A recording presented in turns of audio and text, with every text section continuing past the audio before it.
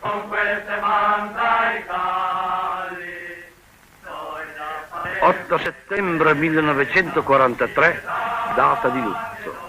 La fuga ignominiosa dei responsabili fece passare la guerra sul corpo della nazione e diede il popolo italiano in balia all'oppressione tedesca, lasciandolo brancolare nel buio di ogni direttiva. Ma presto questa notte profonda si rischiara nell'alba della riscossa. E l'alba illumina dappertutto in Italia lotte di resistenza ed azioni di guerra. Dopo 20 anni di servitù, il popolo italiano ritrovò naturalmente la via della rinascita. E in tutta Italia, mentre le cricche reazionarie facevano lega coi tedeschi e coi fascisti, sorsero le brigate partigiane. Dappertutto, come qui, nella pianura di Ravenna e nelle montagne dell'Appennino. Come sorsero spontaneamente i movimenti partigiani?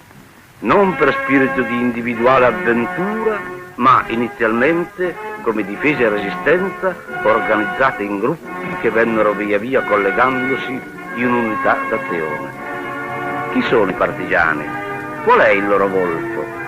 In questa pellicola documentaria non possiamo mostrare che qualche episodio staccato, qualche scorcio, cucendo insieme le poche fotografie che possediamo, le quali sono saltuarie ma prese sul vivo.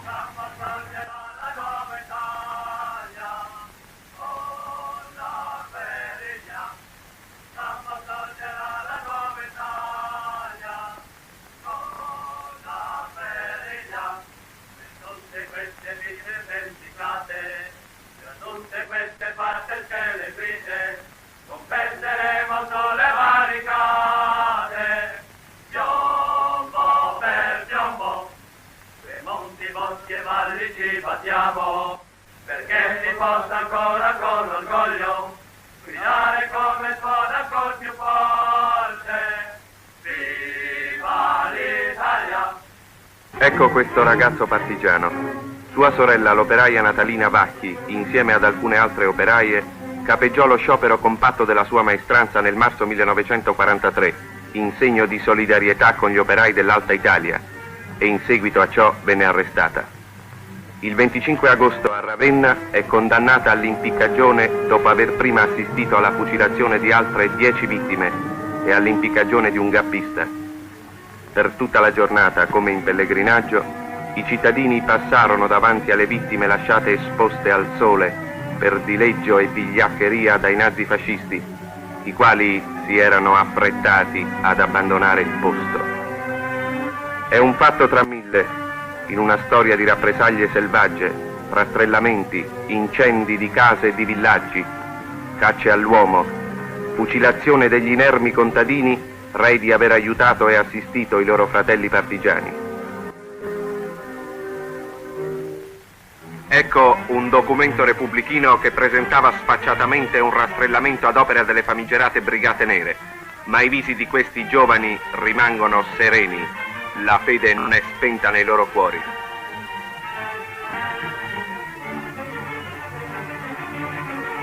Fuori legge e banditi, li chiamavano. Li invitavano a riflettere, a uscire dai boschi. Ma i partigiani sono rimasti nelle macchie e sui monti e i contadini e gli operai hanno resistito nelle case.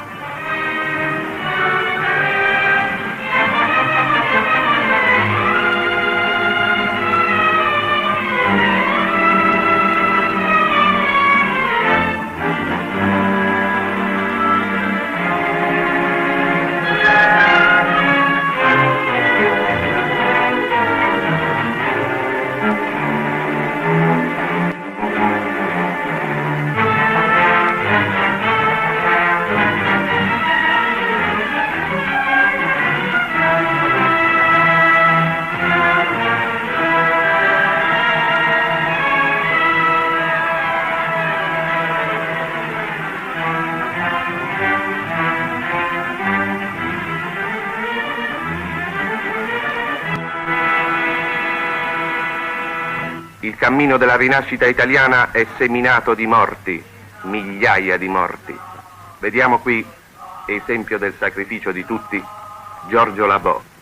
L'origine della guerra partigiana si può riconnettere alla ventennale resistenza del popolo italiano, ai 4.000 morti caduti per le strade per contendere al fascismo la via del potere nel 1922, ai 100.000 prigionieri confinati ed esuli del triste ventennio, alla Brigata Garibaldi di Spagna, dove si formarono i quadri della futura lotta partigiana, ai grandi scioperi del marzo 1943 che incrinarono dalle fondamenta l'edificio fascista, alle 4 giornate gloriose dell'insurrezione napoletana dell'ottobre 43 che misero in fuga i tedeschi. Il movimento spontaneo del popolo si inquadra e si organizza per opera dei partiti del Comitato di Liberazione Nazionale che attraverso la stampa clandestina lanciano le parole d'ordine. Oltre la linea del fronte, nel paese occupato, cresce e si estende il movimento dei partigiani. Sono sui monti, dove si è svolta in ogni secolo tanta storia italiana, dagli eremi francescani alle riunioni dei Carbonari e alle avanguardie di Garibaldi. E giù nella valle, nei paesi spopolati, ci sono le case, le donne, i vecchi e i bambini. La vita dei paesi è paralizzata, donne, vecchi e bambini, e ad essi va dal campo montano il pensiero dei combattenti. È nella stretta collaborazione tra popolo e partigiani, è nell'unità della nazione che la lotta per la libertà vive e si espande.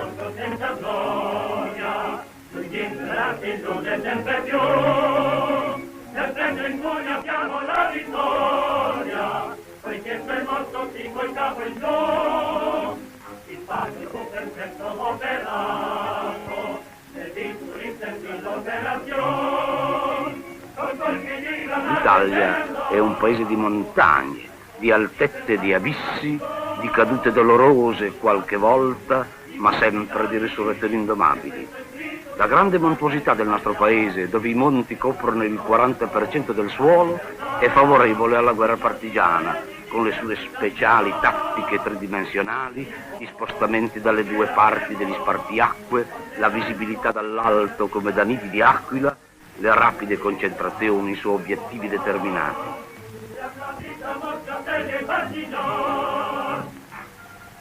Sempre più organizzati in vere e proprie formazioni militari, in brigate e divisioni, i partigiani operano con la tecnica della moderna guerriglia, rapide azioni di sabotaggio, coordinate e in grande stile, che intralciano i movimenti del nemico. Tagliano le grandi arterie di comunicazione, paralizzano le linee ferroviarie, minano e distruggono i ponti.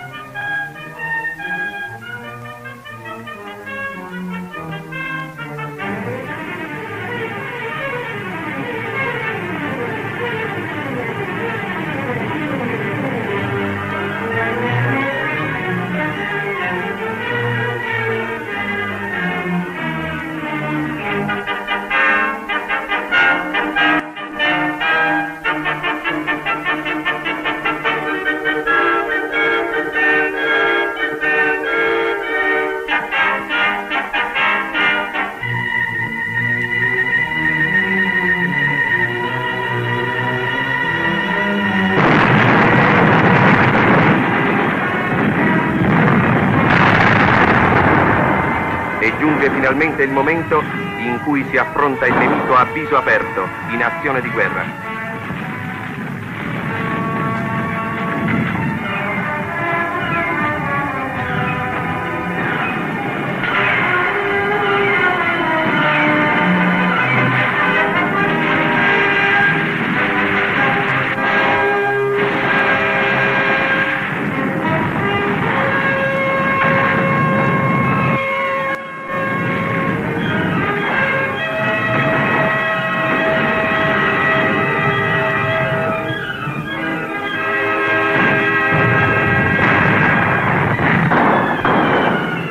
Ecco qui, gruppi di scherani dell'esercito nemico si arrendono alle prime formazioni partigiane.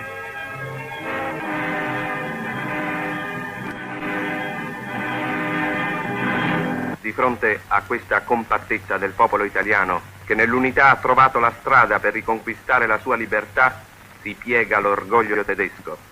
Forse i prigionieri già pensano alla tragica vanità delle stragi e delle devastazioni.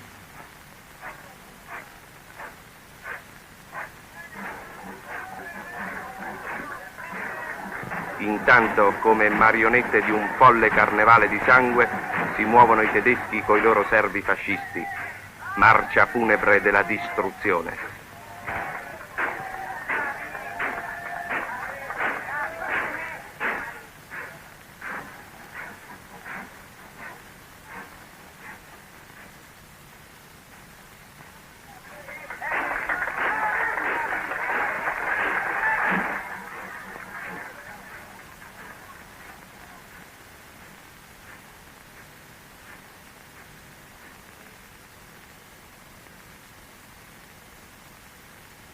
Con saluti operettistici si svolge la buffonata del congresso fascista di Verona.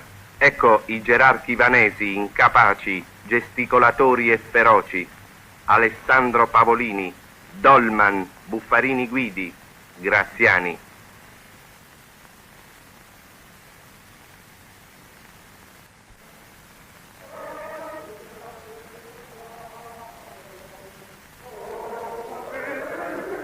Echeggia ancora una volta il canto del tradimento. Ma le voci sono stonate e disperate, tutti intorno distruzioni, rappresaglie e incendi. Centinaia di navi distrutte, un'intera flotta, centinaia di aeroplani, chilometri e chilometri di binari, migliaia di vagoni, centinaia di stabilimenti industriali, centinaia di centrali elettriche.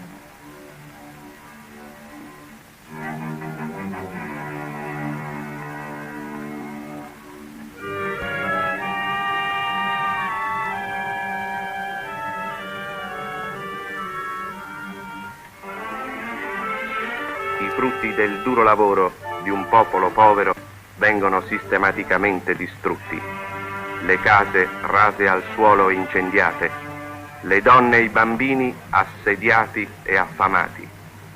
Questa la tragica eredità lasciata al popolo italiano dal fascismo, monopolizzatore bugiardo dell'amor di patria. In questo quadro di disperazione e di tirannia, la stampa clandestina dei partiti antifascisti mobilita le forze migliori del popolo italiano.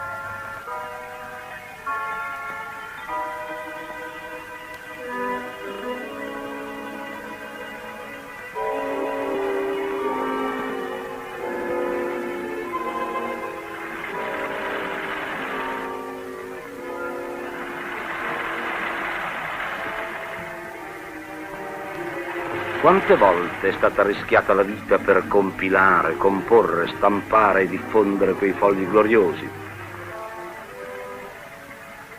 Quante volte hanno rischiato la vita gli operai tipografi?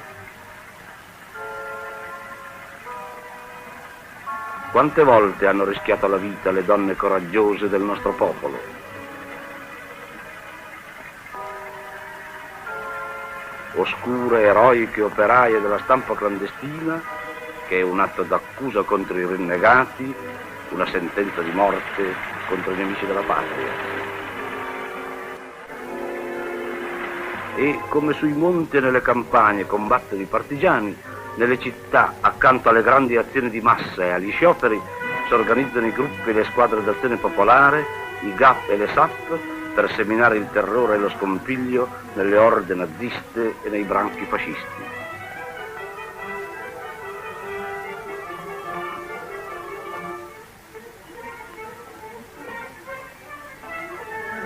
Il popolo italiano non scorderà l'intrepido valore degli operai, dei contadini e degli intellettuali.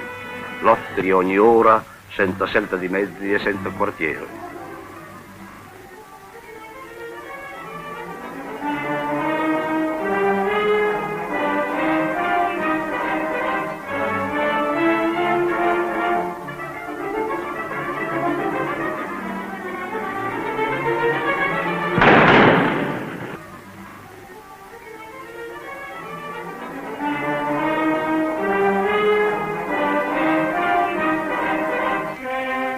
Gli italiani non dimenticheranno i caduti del 24 marzo. Uccisi nel buio delle fosse ardeatine, i 320 martiri furono le vittime di un ingiustificabile atto di rappresaglia e di terrorismo. Il loro commosso ricordo si unisce a quello delle tante e tante vittime del Moloch tedesco. Fosse Ardeatine, Mauthausen, Majdanek, Buchenwald. In Italia, in Europa, ovunque, ogni città, ogni paese ha avuto i suoi campi della morte, sanguinose tappe per la riconquista della libertà.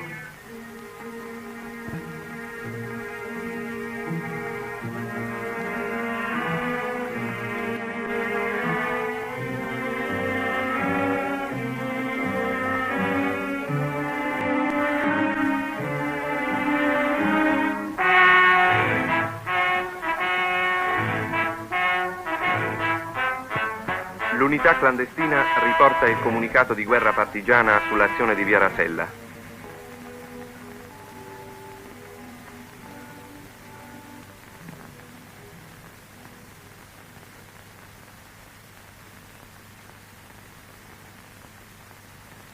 Di pieno giorno a Roma.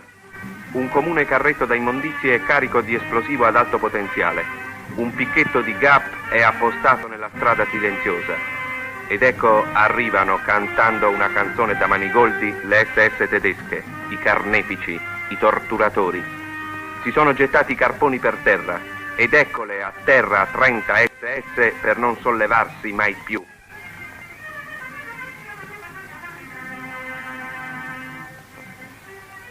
E per la strada segnata dalle schegge dei colpi dei GAP infuria ora la reazione tedesca contro la popolazione inerme.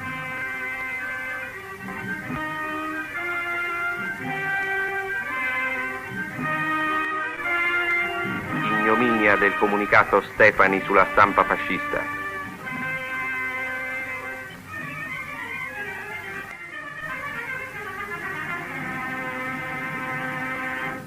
La casa di Via Tasso, centro poliziesco di torture, e la prigione di Regina Coeli con la funebre corsia del Sesto Braccio. Achtung! Achtung! Risuona l'appello tedesco. La bestiale vendetta vuota le celle. Mancini Enrico. Per Norma Fernando. Fondi Edmondo. Aspetta! Un poliziotto ha fatto un macabro doppio gioco, cancellando e sostituendo dalla lista degli ostaggi condannati i nomi di 10 ebrei.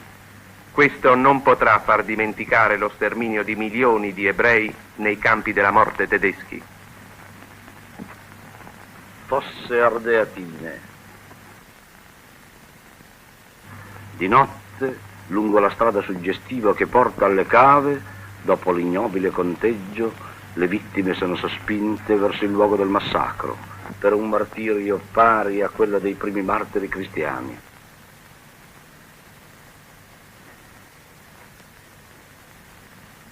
E nel buio della cava riappare il segno di tutti i dolori umani e della redenzione.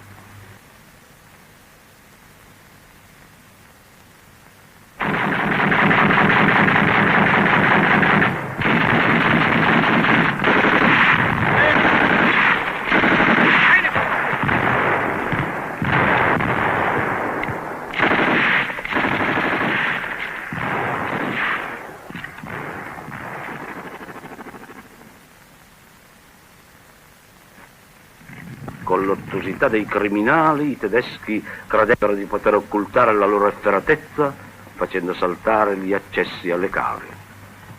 Così il ritrovamento delle vittime fu particolarmente difficile e poté attuarsi solo mediante pazienti ricerche lungo i cunicoli.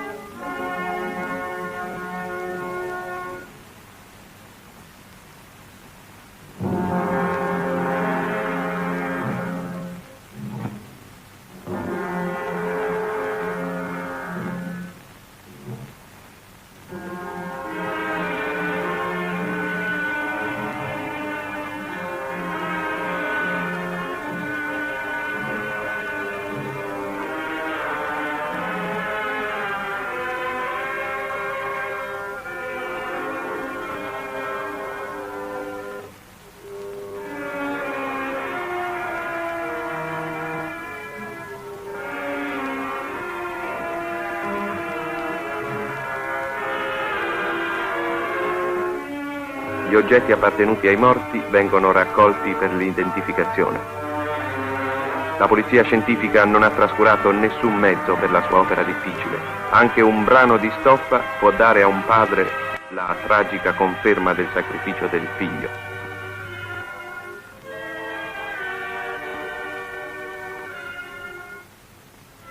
Chi sono gli autori di queste carneficine? Meltzer, Dolman, Caruso e tanti altri vampiri. Ecco la cassetta dei suoi furti che il capo della polizia Caruso tentava di portare con sé nella fuga.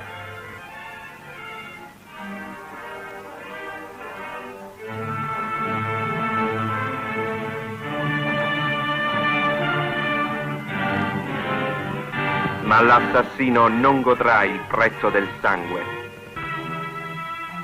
Il processo Caruso al Palazzo di Giustizia. I parenti delle vittime sono convocati. Il popolo vuole giustizia. Ma la giustizia fu lenta e in molti casi la connivenza dei corri entrò in campo fino al punto di assicurare la fuga di alcuni uomini in attesa di processo, come nel caso del generale Roatta. Ricade su queste demoralizzanti connivenze e questi tentativi reazionari di sabotare l'opera della giustizia la responsabilità dell'esplosione popolare a cui si dovette il doloroso episodio di Carretta, fascista ed ex direttore del carcere di Regina Coeli, su cui si abbatté la vendetta della folla. Fu un fatto solo, isolato, ma certamente il sangue anche di un solo uomo non ancora giudicato è troppo. Nel documentare questo triste, sporadico episodio di violenza non dobbiamo dimenticare che alcuni uomini in mezzo a questa folla hanno tentato coraggiosamente di opporsi al linciaggio, in specie un lavoratore del sindacato tranvieri. Voci coraggiose e ferme, i figli del popolo italiano. Ad essi vada il nostro ringraziamento.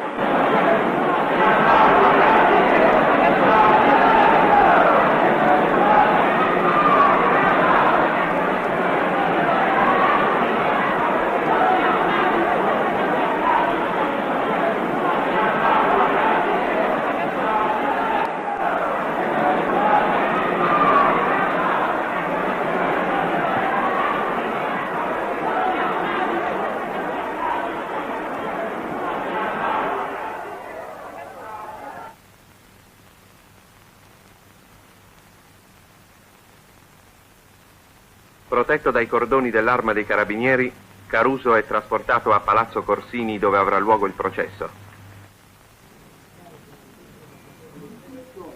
L'Alta Corte si insedia per il dibattimento.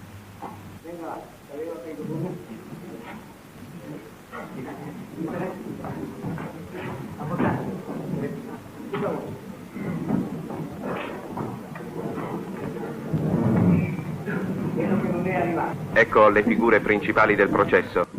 Caruso, già capo della polizia fascista, e Occhetto, suo aiutante. Ed ecco l'avvocato Libotte, difensore di Occhetto, intrattenersi col giudice Maroni. L'avvocato Spezzano, difensore di Caruso. Berlinguer, pubblico ministero. Pollock, capo della polizia alleata. Alcuni giudici.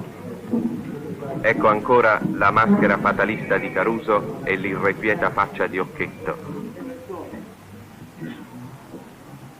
Il processo ha inizio non più in cospetto delle gramaglie delle donne, ma dinanzi ad un ristretto e strano pubblico, dove giudicando a occhio non devono mancare i poliziotti in borghese confusi con i rappresentanti della stampa. Sfilano i testimoni a carico, agenti di polizia che hanno lavorato alle dipendenze di Caruso e che ora denunciano la lunga serie di misfatti del questore assassino al servizio dei tedeschi. Normale andatura di processo sensazionale. Contestazioni e incidenti tra l'inflessibile accusa e la difesa che si prodiga nell'ingrato, disperato compito di scagionare i criminali.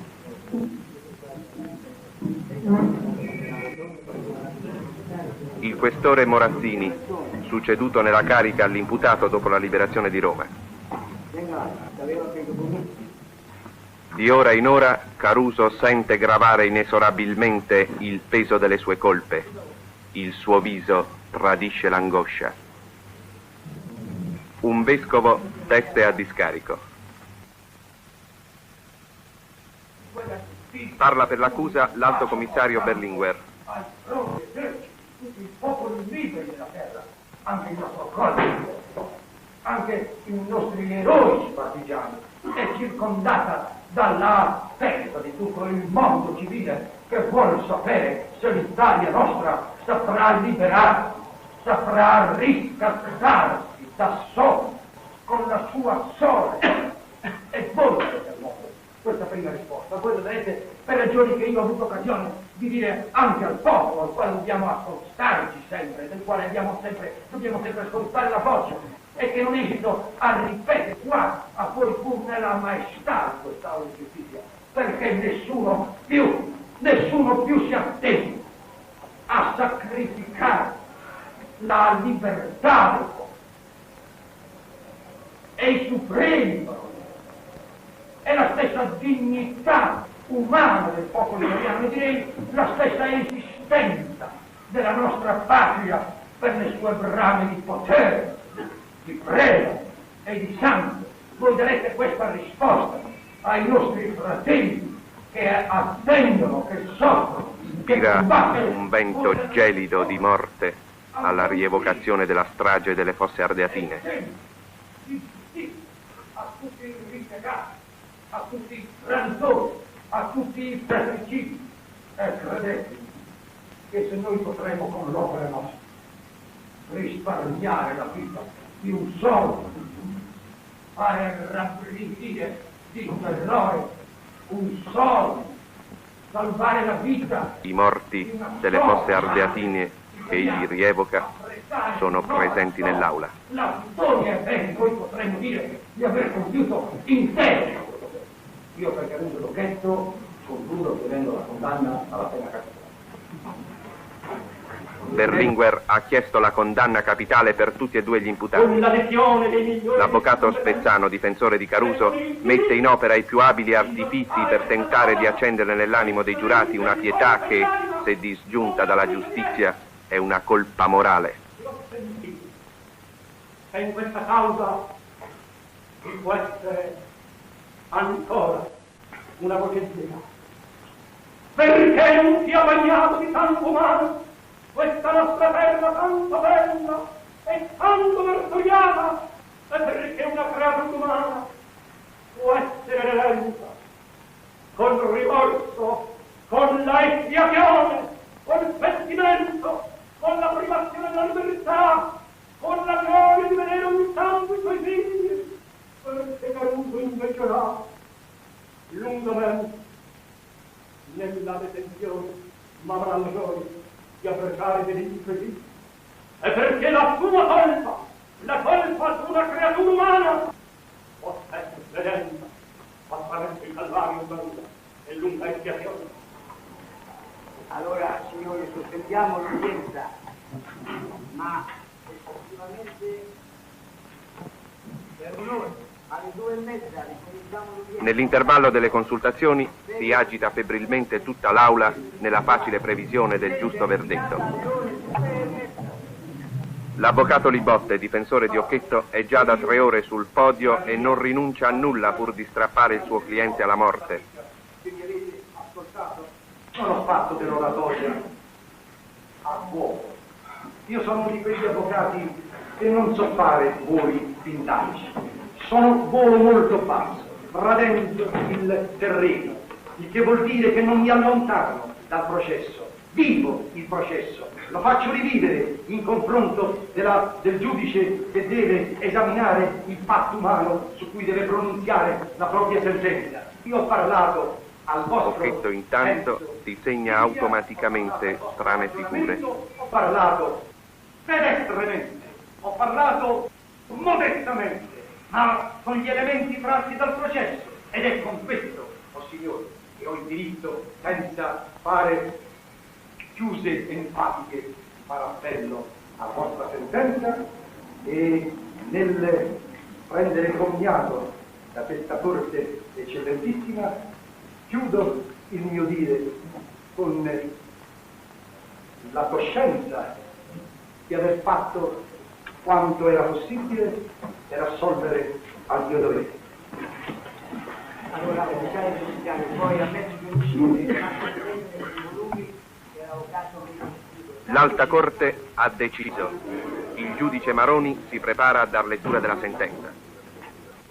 In nome di Sua Altezza Reale Umberto di Savoia, Principe di Piemonte, luogotenente generale del Regno, l'Alta Corte di Giustizia per le sanzioni contro i fascismi, nel procedimento penale a carico di Caruso Pietro Fu Cosimo e Occhetto Roberto Fu Umberto, imputati come dal decreto di citazione in atto, visti e applicati gli articoli 5 e 7, legge 27 luglio 44, numero 159, 488, codice penale, dichiara Caruso Pietro Fu Cosimo e Occhetto Roberto Fu Umberto colpevoli del reato roba scritto, con attenuanti generiche nei confronti del solo e in conseguenza condanna Caruso Pietro alla pena di morte mediante fucilazione alla schiena, Occhetto Roberto ad anni 30 di reclusione e dalle spese del procedimento. Ordina la pubblicazione della sentenza per estratto in tutti i giornali quotidiani della capitale. L'udienza è tolta. Mentre caso mi riservo, eccellenza mi riservo, nel cercato di terminare un conto di grazia. Faccio presente.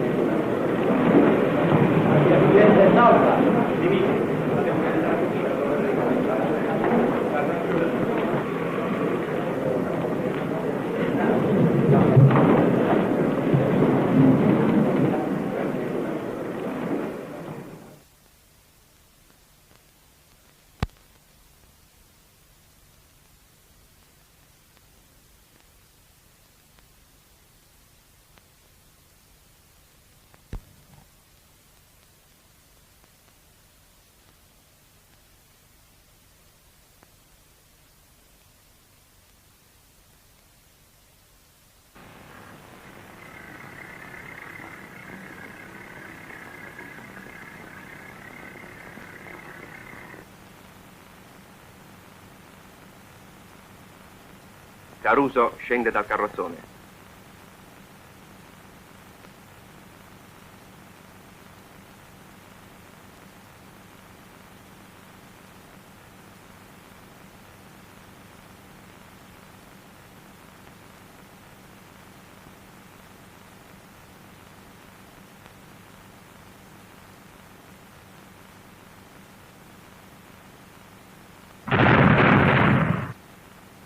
Federico Scarpato. Ecco Scarpato, il delatore che tante vittime fece nella sua sinistra carriera.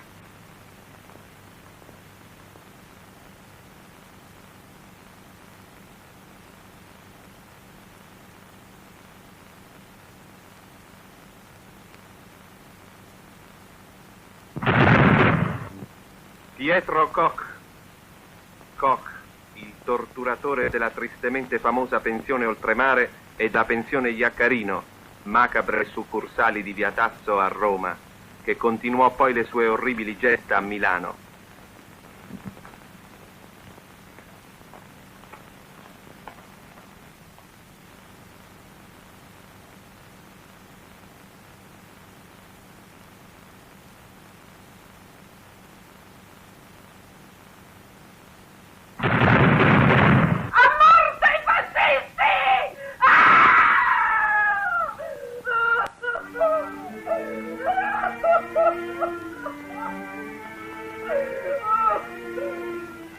questo grido di una donna che alle fosse ardeatine ha riconosciuto suo figlio. È la giusta punizione dei crimini commessi che ha abbattuto i più diretti responsabili. La grave, meditata giustizia è il miglior antidoto contro le incomposte esplosioni di vendetta. La debolezza verso i rei è responsabile delle stragi degli innocenti. Le donne dei martiri rievocano i loro cari, donne italiane, donne popolane, forti e senza enfasi nel loro composto dolore.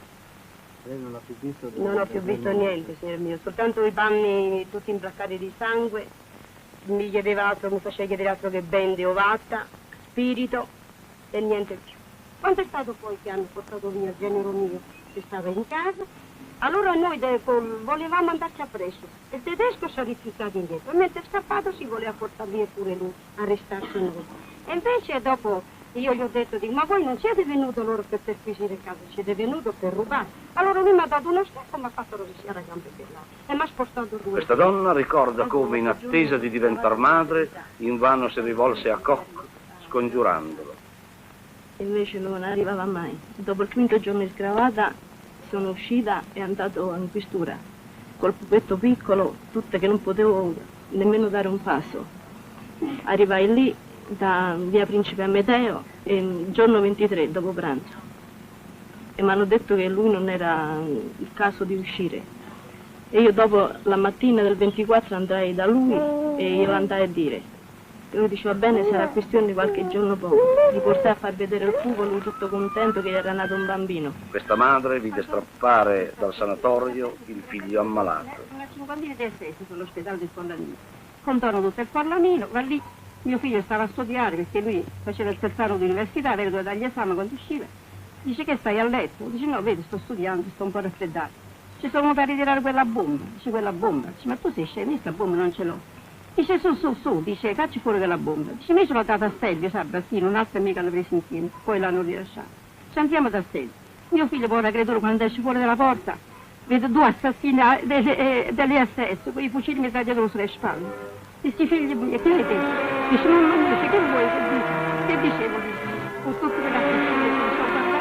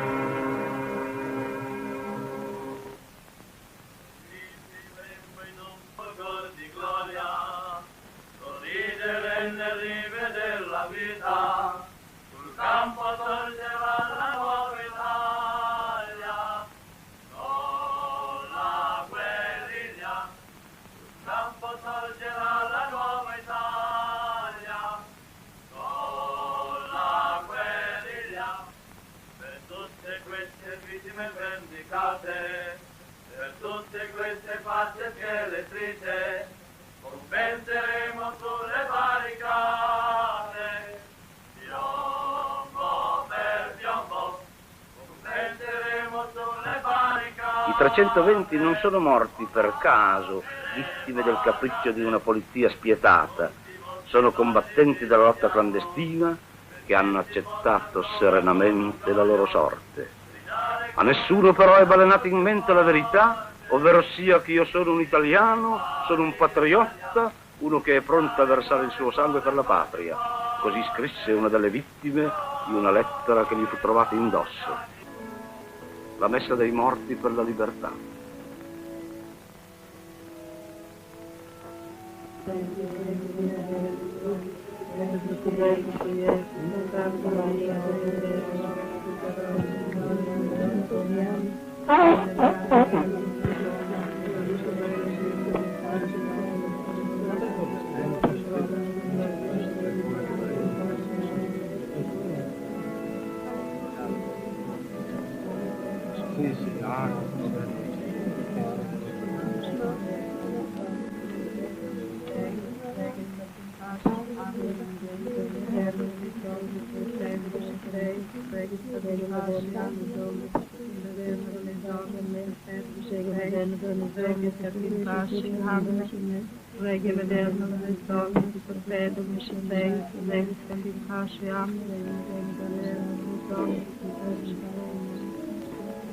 Lo stesso rito della messa sui monti fra i partigiani.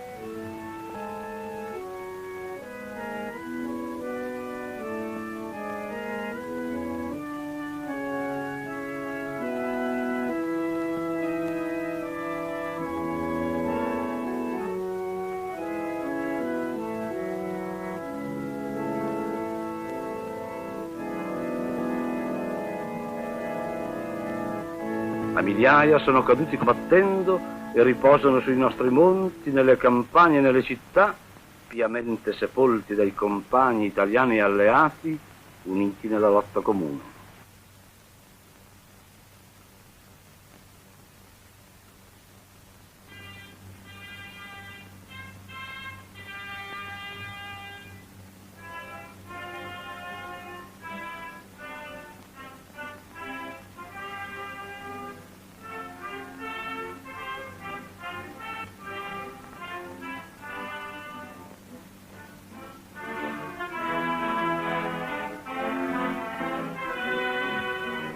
Dopo la sua liberazione, Roma celebra il 18 febbraio la giornata del partigiano e del soldato, giornata di solidarietà nazionale e di appello al volontariato di guerra.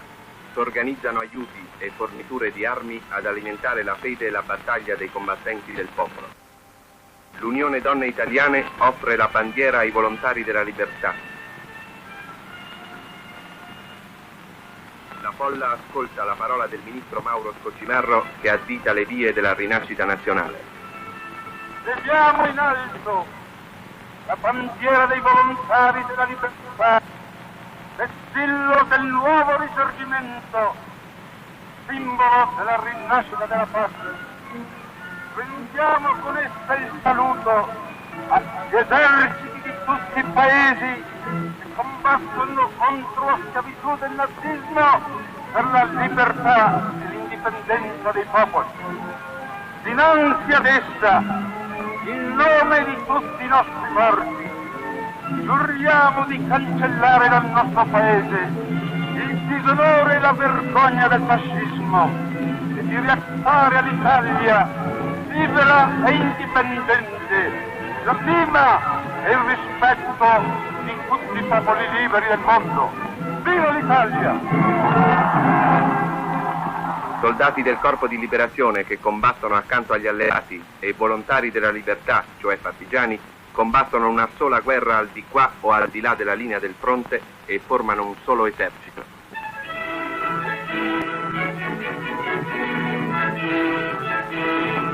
Il generale Alexander insignisce il capo partigiano Boltrini, soprannominato Bulov, della medaglia al valore. La gioventù italiana parte per il fronte.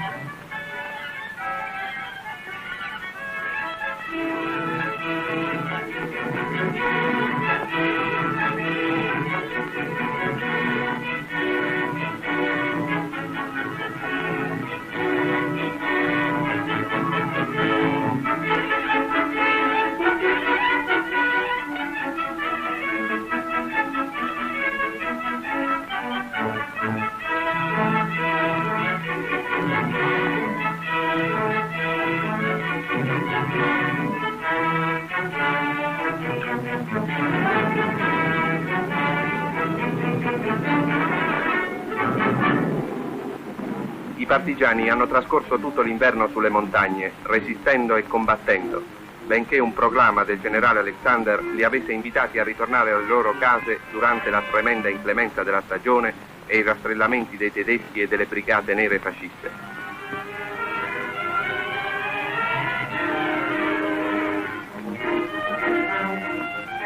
Tutto l'inverno è stato un susseguirsi di azioni di molestia, di sabotaggio, di agguati.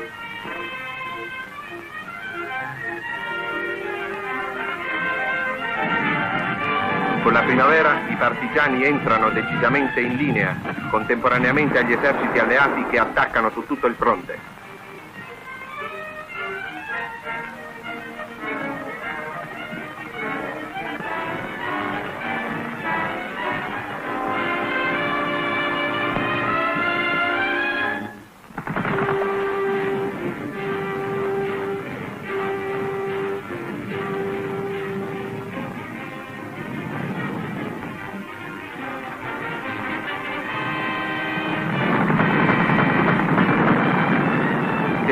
Le operazioni e si susseguono con ritmo crescente.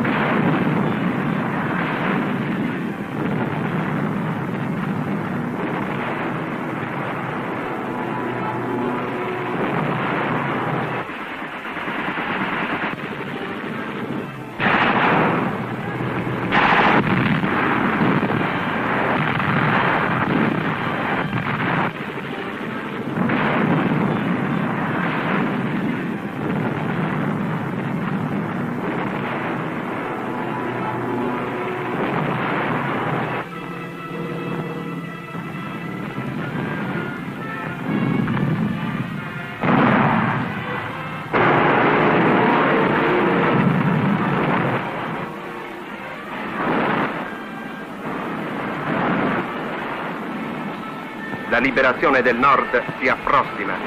Carri armati sfilano all'alba lungo le strade.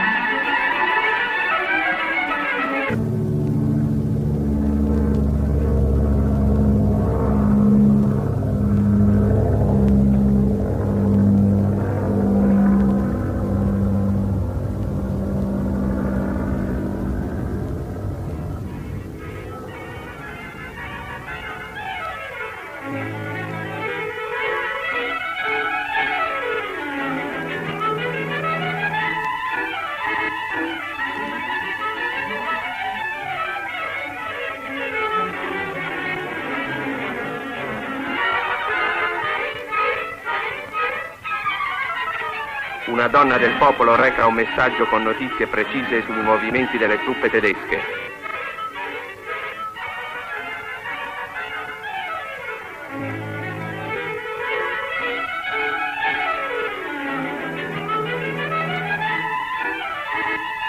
È l'ora dell'azione.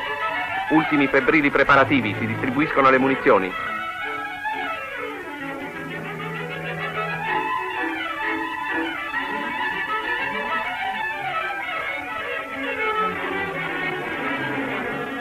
Le staffette portano l'annuncio decisivo. I comandi dislocati lungo le linee del fronte in movimento ricevono l'ordine di attaccare ovunque. La parola d'ordine del Comitato di Liberazione Nazionale Alta Italia è insurrezione nazionale, sciopero generale, difesa delle fabbriche, azione a fondo contro tedeschi e fascisti. L'insurrezione nazionale scoppia in tutta l'Italia del Nord. Nelle città spopolate di uomini, le donne sostengono l'azione antitedesca e antifascista. Le operai di Biella organizzano uno sciopero imponente. Scioperi scoppiano in tutte le città del nord simultaneamente.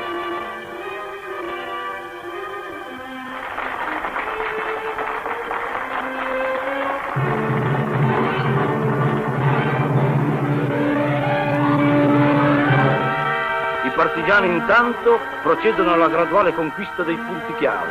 Le strade principali sono bloccate, sono imminenti gli scontri decisivi.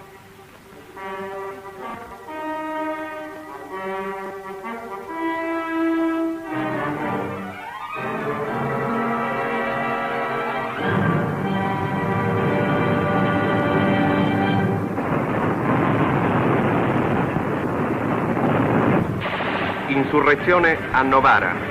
Ormai la situazione è in pugno ai partigiani.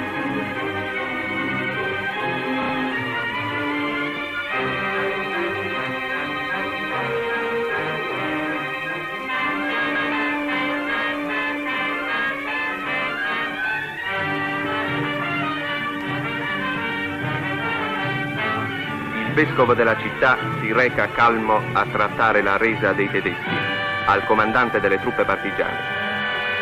E i saccheggiatori di Hitler e di Mussolini si danno prigionieri.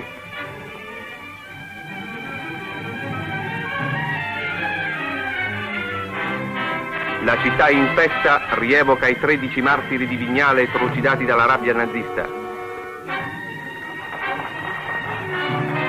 Con fraterno entusiasmo sono accolte le divisioni partigiane. La popolazione di Biella liberata ascolta la parola di Moscatelli, capo dei garibaldini della Val Sesia.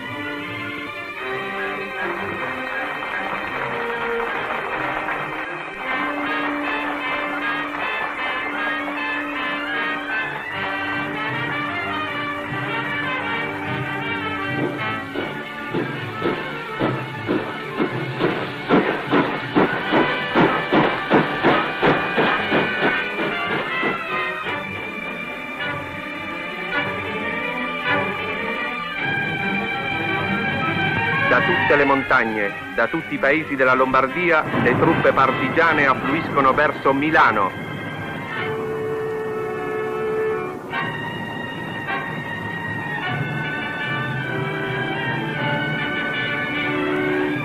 Sotto la guida del Comitato di Liberazione Nazionale Alta Italia, Milano si prepara alla riscossa. Fervono gli ultimi preparativi e danno inizio le prime azioni. Ci si prepara a combattere e si combatte in tutte le strade della città, che è sempre all'altezza delle sue 5 giornate.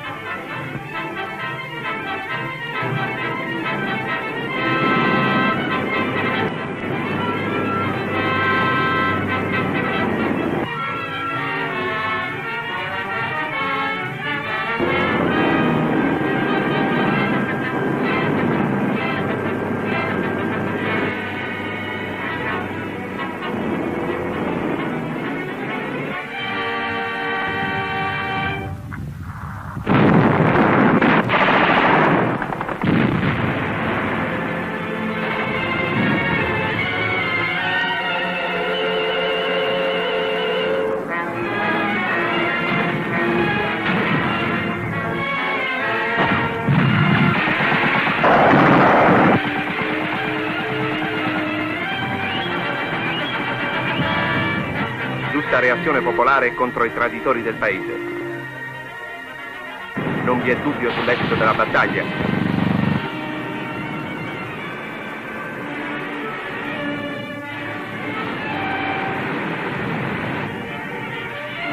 D'altro sangue partigiano è versato ancora per le vie di Milano.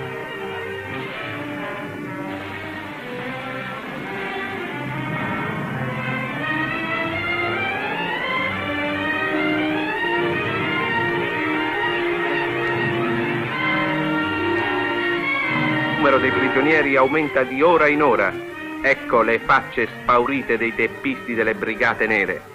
Le ignobili donne che hanno trescato coi tedeschi vengono rasate sulle vie e sulle piazze, mentre le vere donne d'Italia accolgono esultanti i liberatori. Esse, che hanno dato tanto contributo di sacrificio e di sangue alla resistenza e alla guerra partigiana, costituendo anche distaccamenti e brigate femminili, oltre all'opera rischiosa di collegamento e di resistenza. Presidi tedeschi e bande di fascisti marciano incolonnati verso i campi di concentramento.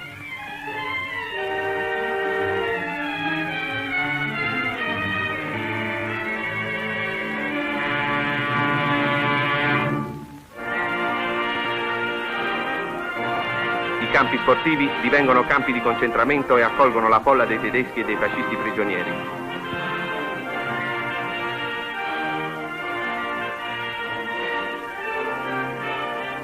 Scendono in città dalle regioni vicine le vittoriose truppe partigiane.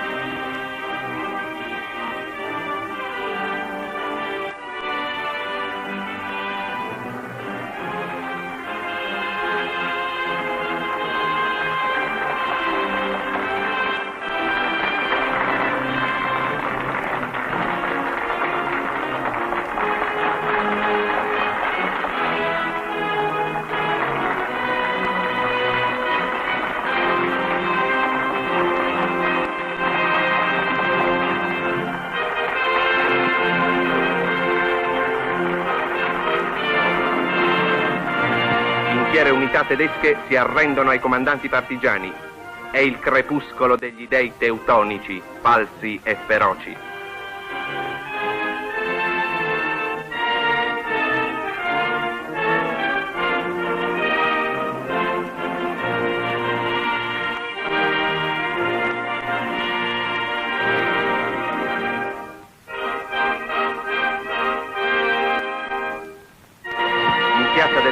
Il comandante partigiano Moscatelli parla al popolo di Milano.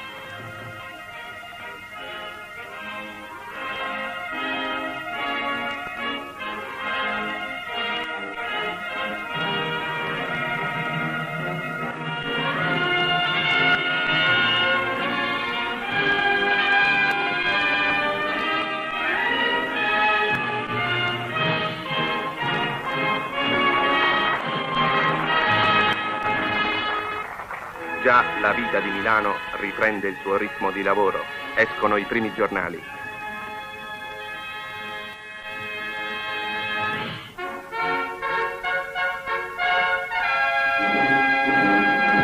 Con entusiasmo vengono accolte le truppe alleate. Il popolo saluta con un'ondata di applauso i bersaglieri.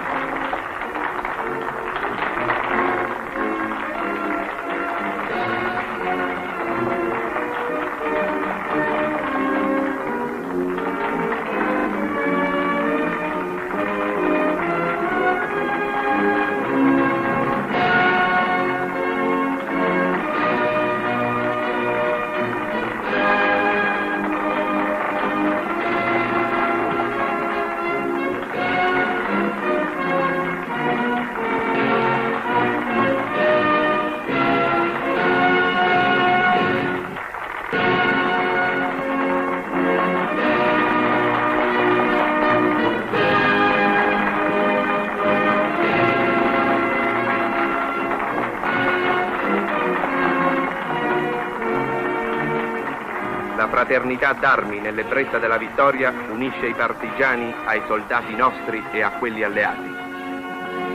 Il criminale di guerra Graziani è arrestato.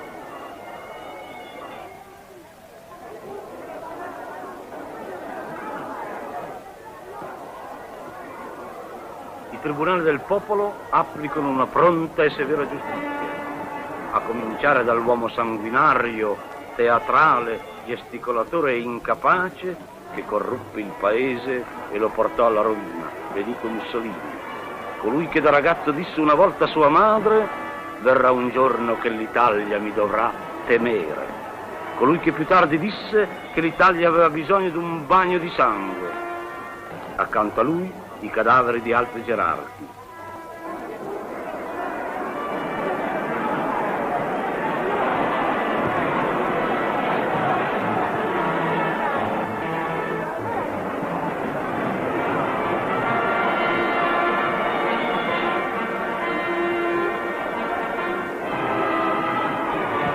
Starace, ex segretario del partito fascista.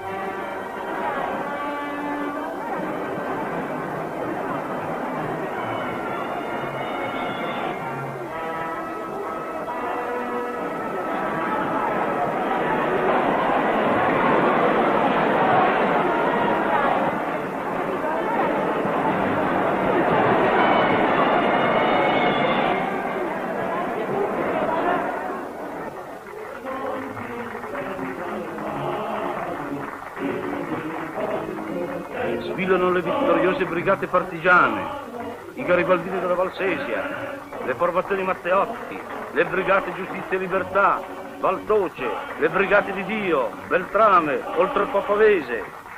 Sfilano i GAP, le SAP, gli artefici tutti del nuovo risorgimento d'Italia.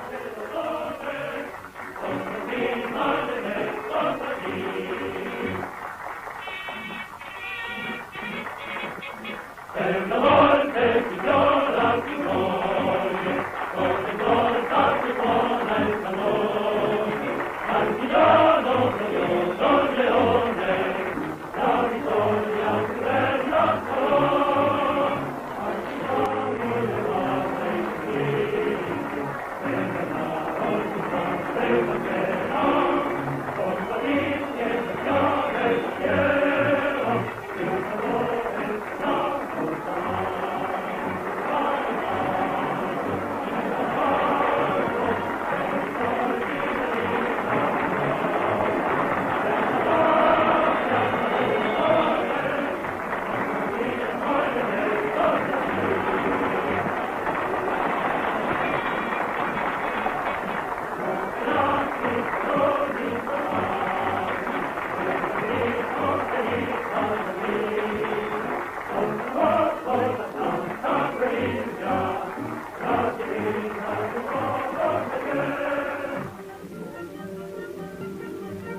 Dalle rovine del fascismo, faticosamente, rinasce l'Italia.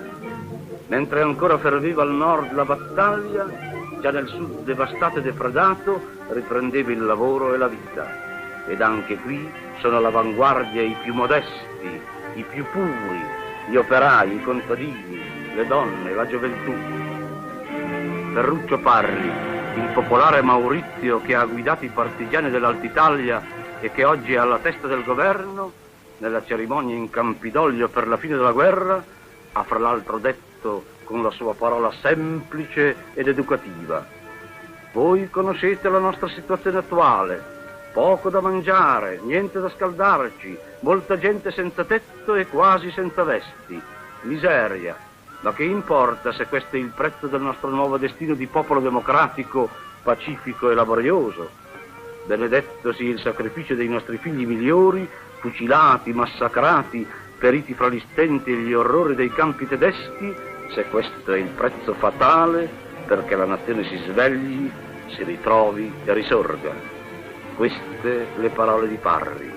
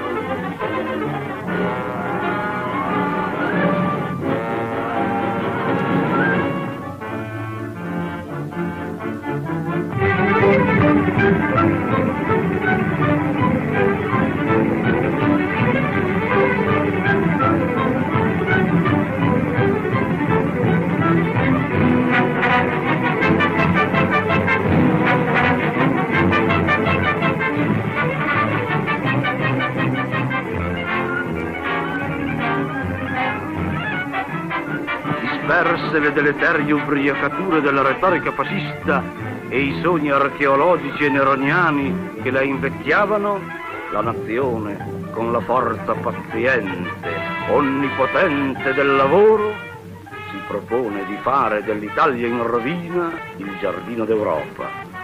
La tecnica moderna in mano a una popolazione laboriosa e pacifica è in grado di riscattare il paese dalla miseria e dargli la vocazione della prosperità.